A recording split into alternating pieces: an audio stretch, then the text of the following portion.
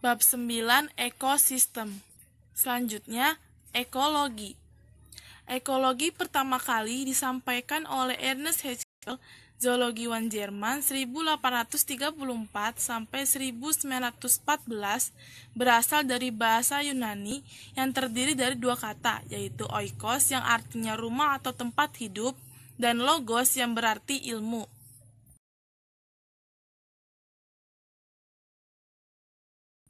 Lalu ekosistem adalah suatu sistem ekologi yang terbentuk oleh hubungan timbal balik tak terpisahkan antara makhluk hidup dengan lingkungannya.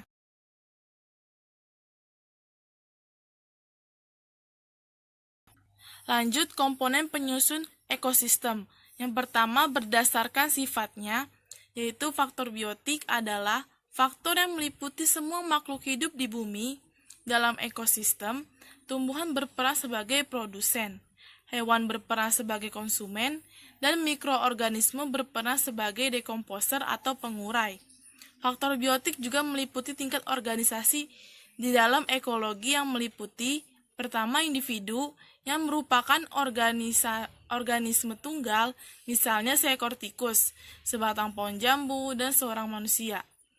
Kedua, populasi, yaitu individu sejenis yang hidup pada suatu daerah dan waktu tertentu dan saling berinteraksi. Terus yang selanjutnya, komunitas, ialah kumpulan dari berbagai populasi yang hidup pada satu waktu dan daerah tertentu yang saling berinteraksi dan mempengaruhi satu sama lain. Lalu yang terakhir, ekosistem, yaitu kesatuan komunitas dengan lingkungannya yang membentuk hubungan timbal balik.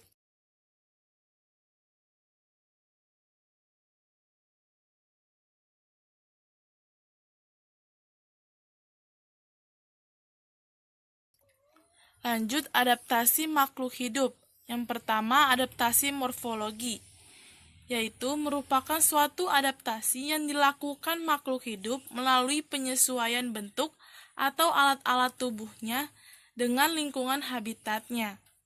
Selanjutnya, adaptasi fisiologi merupakan suatu adaptasi yang dilakukan makhluk hidup yang melalui penyesuaian fungsi kerja alat-alat tubuhnya dengan lingkungan habitatnya. Dan yang terakhir, adaptasi tingkah laku merupakan suatu adaptasi yang dilakukan makhluk hidup yang melalui penyesuaian tingkah lakunya dengan lingkungan habitatnya.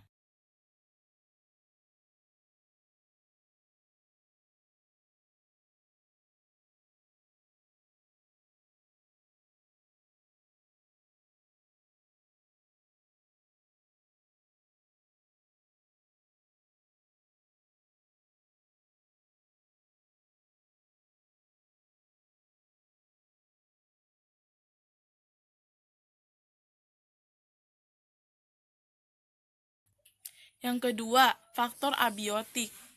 Faktor abiotik adalah komponen lingkungan berupa sumber daya tak hidup yang mencakup kondisi fisik dan kimia dalam ekosistem. Beberapa contoh faktor abiotik adalah suhu. Suhu adalah derajat energi panas. Suhu sangat diperlukan oleh makhluk hidup untuk melakukan reaksi kimia dalam tubuh, di mana pada setiap reaksi dibutuhkan enzim yang kinerjanya dipengaruhi oleh suhu. Kedua, cahaya merupakan salah satu energi bersumber dari matahari. Cahaya matahari terdiri atas beberapa jenis panjang gelombang. Tumbuhan membutuhkan panjang gelombang tertentu untuk melakukan fotosintesis. Lalu, air. Air merupakan komponen kimia yang tersusun atas molekul H2O yang sangat dibutuhkan oleh makhluk hidup. Selain sebagai habitat, air pun berfungsi sebagai penyusun tubuh makhluk hidup dan reaksi dalam tubuh. Lalu, terakhir, tanah. Tanah merupakan hasil pelapukan batuan yang disebabkan oleh faktor iklim maupun biologis. Pada tanah, terkandung sejumlah garam mineral yang sangat dibutuhkan oleh makhluk hidup untuk bertahan hidup.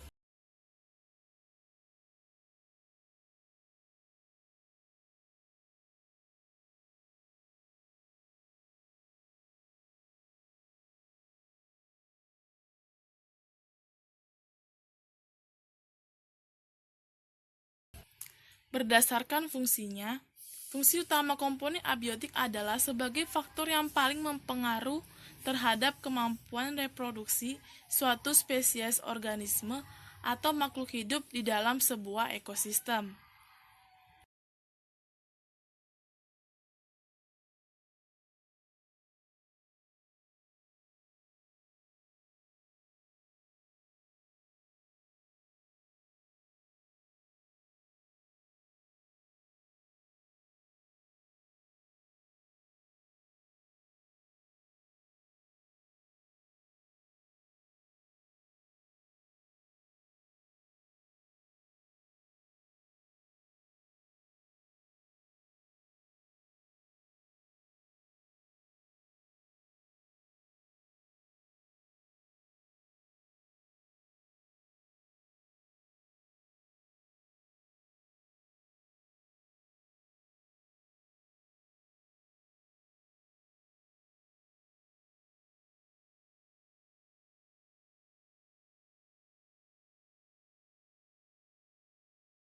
Hal ini dikarenakan kelangsungan hidup organisme tersebut tidak akan optimal bila tidak ada faktor dari komponen abiotik yang menunjang.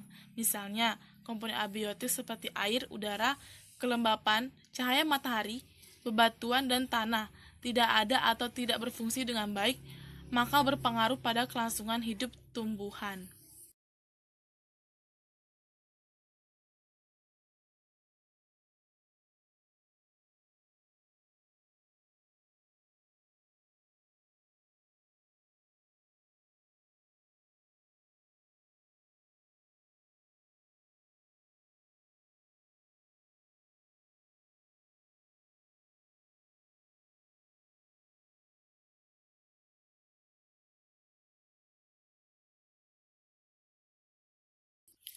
Lanjut, yang B, simbiosis antar komponen ekosistem.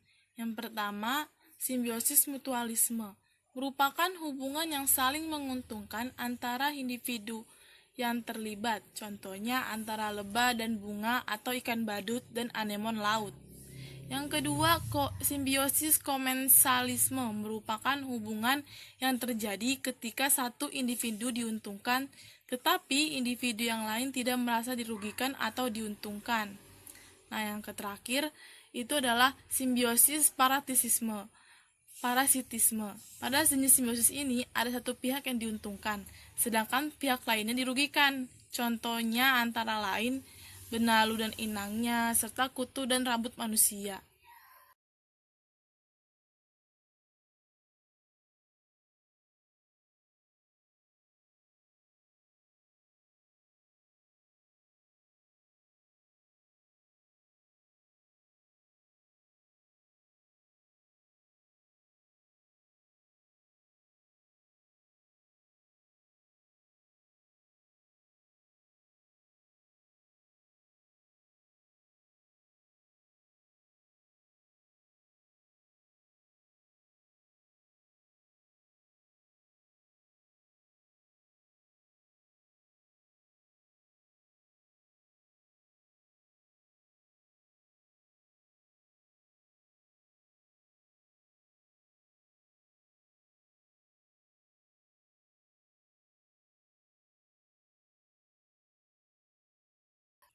Lalu C. Aliran energi dan daur biokimia rantai makanan. Rantai makanan adalah perpindahan energi makanan dari sumber daya tumbuhan melalui seri organisme atau melalui jenjang makanan.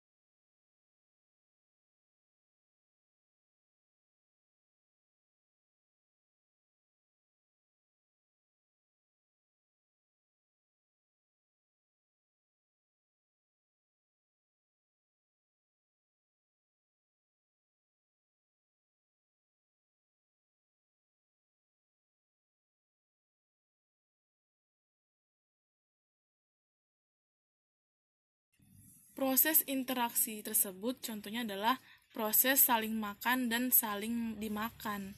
Produsen yang berupa tumbuhan merupakan makanan bagi hewan-hewan herbivora. Hewan-hewan herbivora tersebut dinamakan konsumen primer. Selanjutnya, hewan-hewan herbivora akan dimakan oleh hewan-hewan karnivora. Hewan-hewan karnivora tersebut dinamakan konsumen sekunder. Hewan-hewan karnivora dapat dijadikan makanan oleh hewan-hewan karnivora lainnya. Kelompok hewan karnivora yang memakan hewan karnivora lainnya disebut konsumen tersier.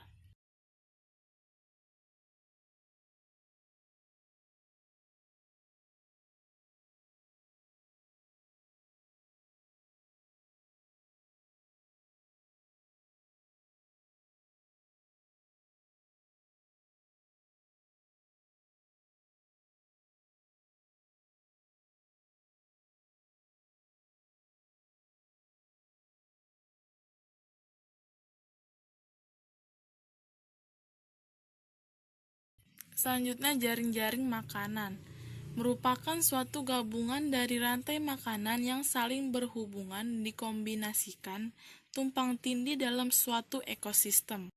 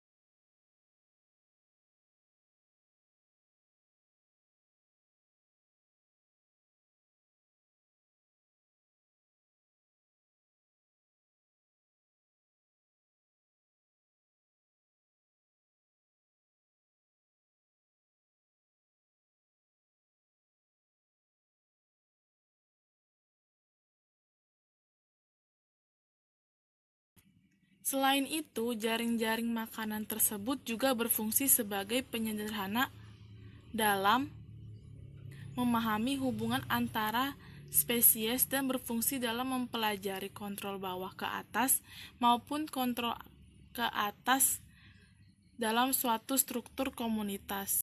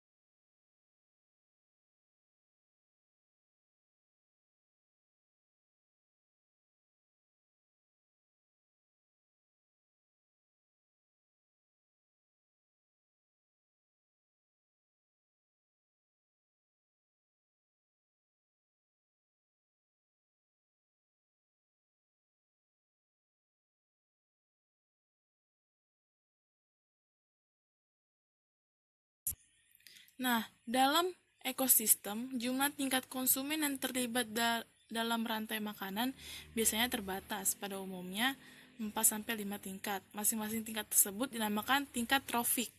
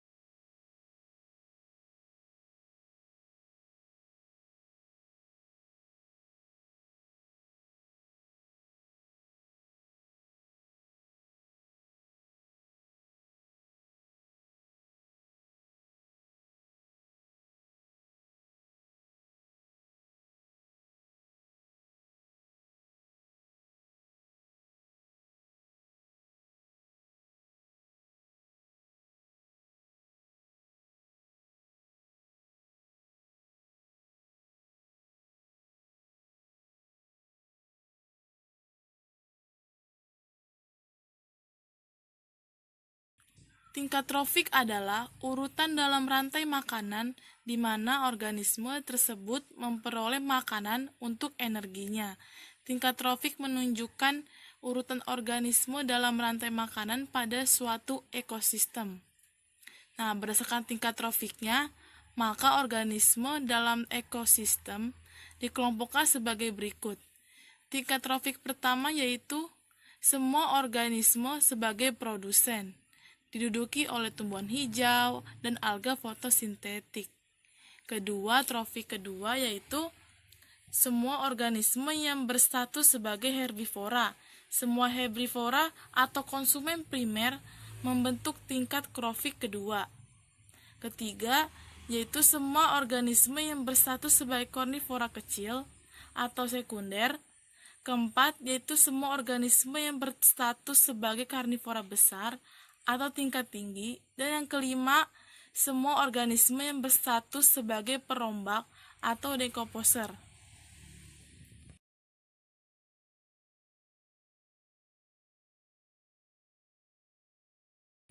Lanjut, piramida ekologi. Piramida ekologi adalah gambaran susunan antara trofik dapat disusun berdasarkan kepadatan populasi, berat, kering, maupun kemampuan menyimpan energi pada tiap trofik.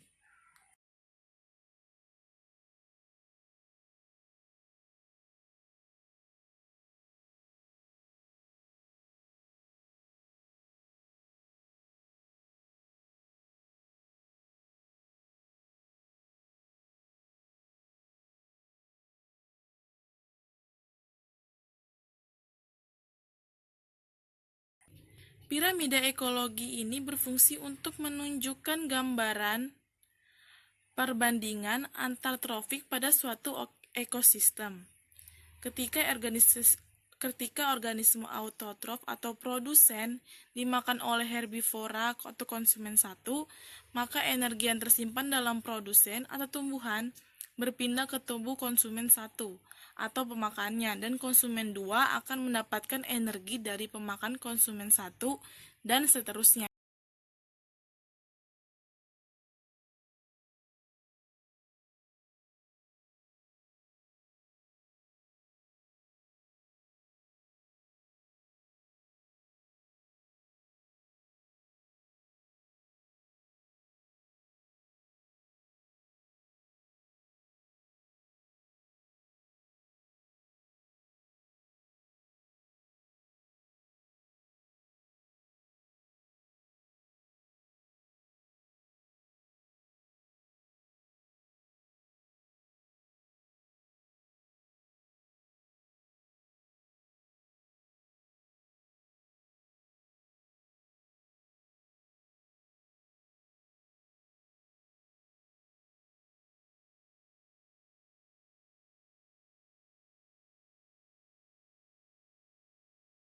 Lanjut, daur nitrogen.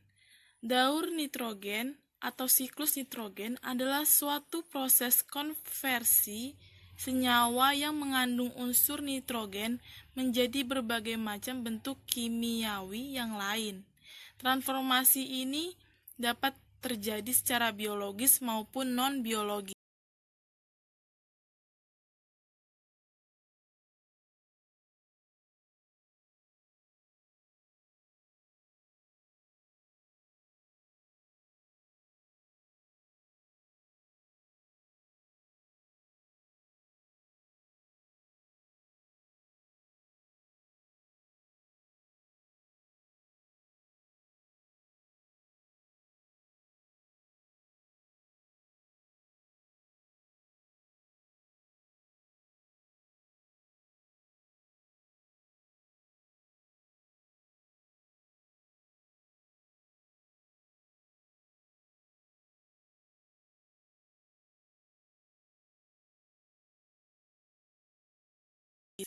Proses-proses dalam daur nitrogen, yaitu fiksasi, adalah langkah pertama yang terjadi dalam proses pembuatan nitrogen yang nantinya akan digunakan oleh tanaman.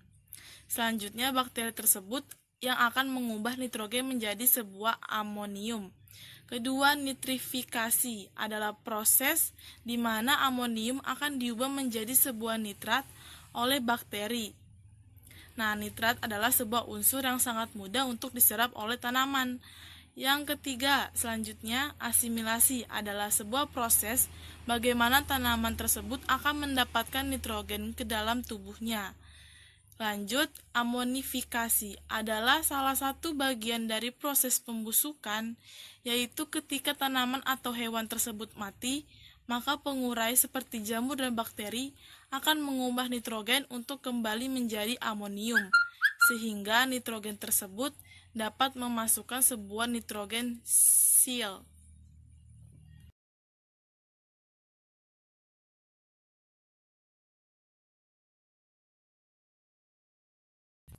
Dan yang terakhir, denitrifikasi adalah sebuah proses yang nantinya akan mengembalikan nitrogen ekstra yang terdapat di dalam tanah ke udara.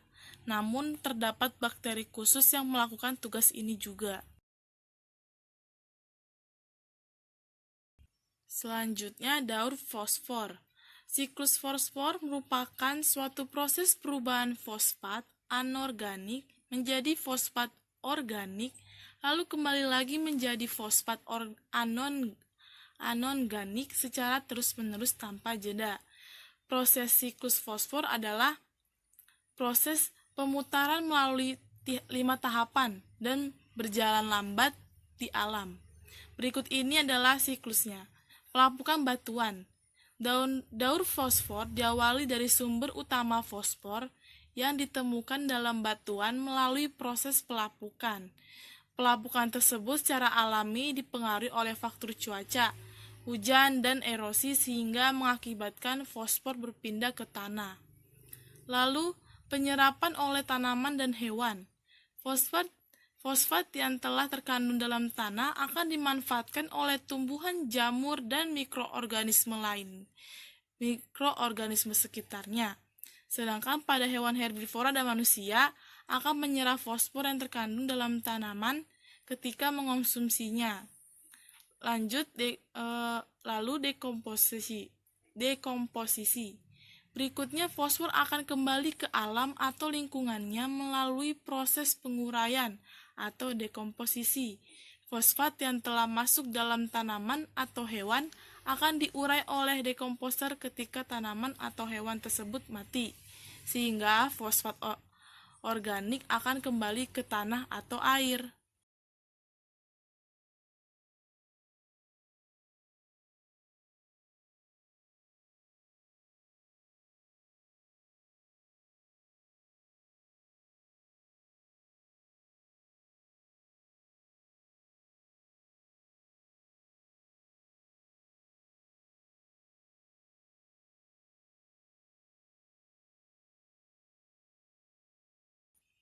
Selanjutnya, daur karbon adalah siklus biokimia di mana karbon dipertukarkan antara biosfer, geosfer, hidrosfer, dan atmosfer bumi atau objek astronomis lainnya bisa jadi memiliki siklus karbon yang hampir sama meskipun hingga kini belum diketahui.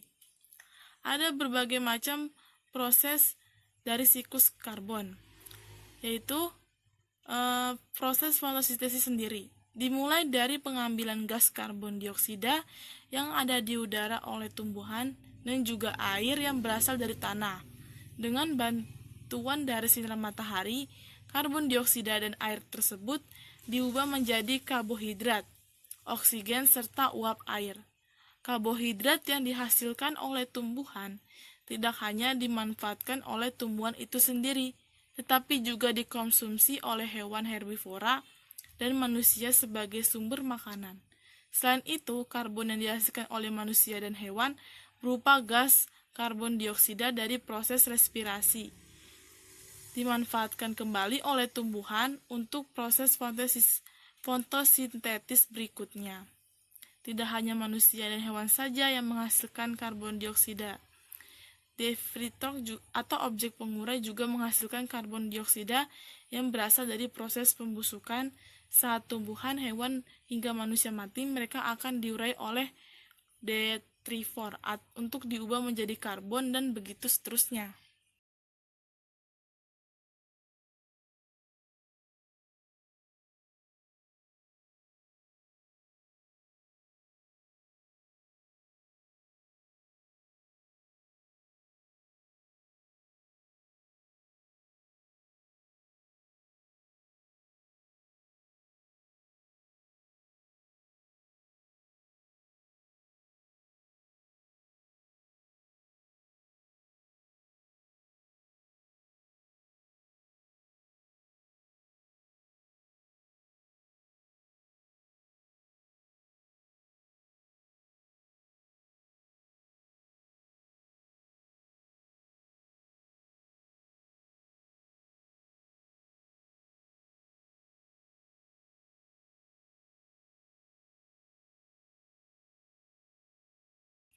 Selanjutnya, daur sulfur.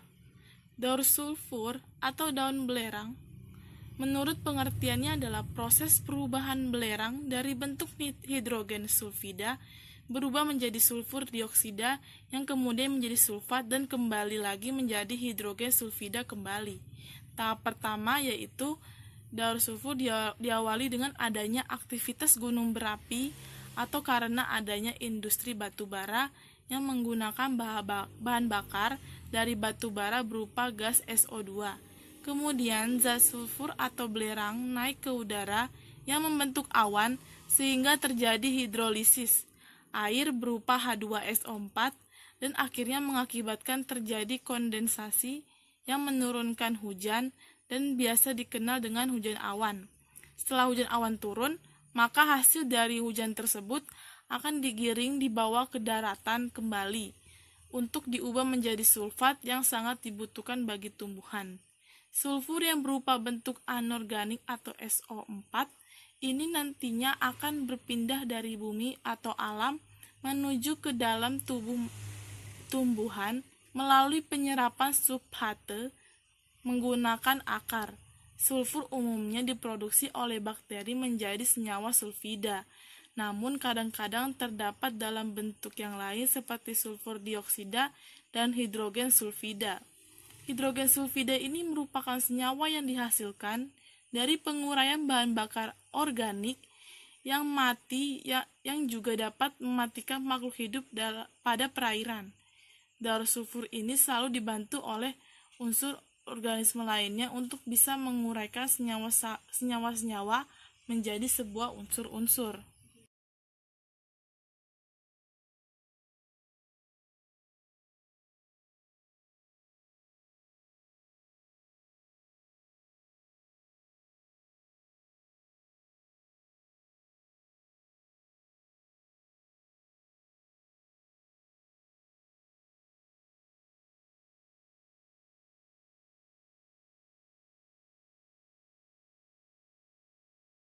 Selanjutnya itu adalah kerusakan lingkungan. Yang pertama, hujan asam. Beberapa hal dapat menjadi penyebab